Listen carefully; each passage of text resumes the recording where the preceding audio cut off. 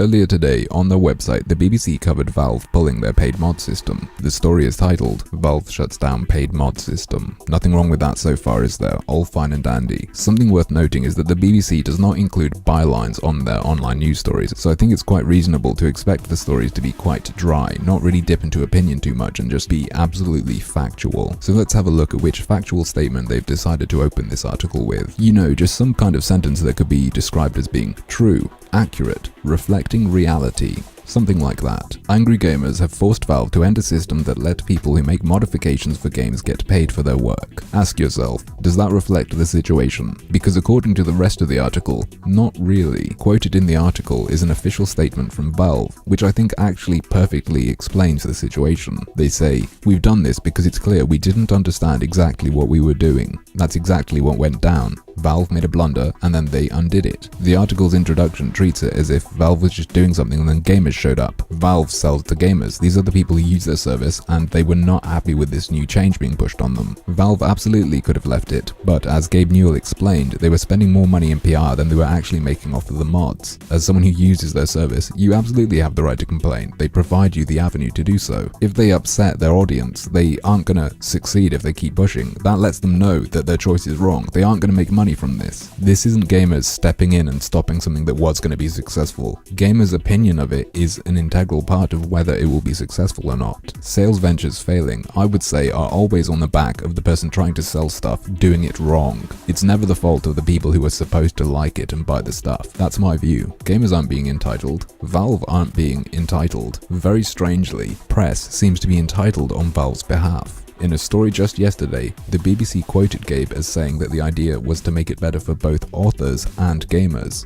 Their aim was to make it better for gamers, and obviously it hasn't. They don't like it generally. Obviously, they failed in their goal to make it better for gamers. That isn't gamers' fault for not liking it and ruining their attempt to make it better for gamers. If it's anyone's fault, it's Valve's fault for not communicating, as they seem to recognize. Which makes it clear to me that the opening to today's news article is just a slam on gamers for absolutely no reason. There's nothing in the article to back that statement up, there's nothing in the other articles to back it up. And of course, Valve, who pulled it, have said nothing of the sort. They have said that they did it wrong. They're going to try it again in the future differently, but they didn't communicate and they didn't consider the community well enough, which is a real shame. I'm for the idea of paid mods, as you can see in one of my other videos, but I agree, Valve messed up. The intro to the article, if they were going to come in strong like that, should have been about Valve blundering, not attacking people who did nothing wrong with a lie. But that's just another one of my harmful opinions.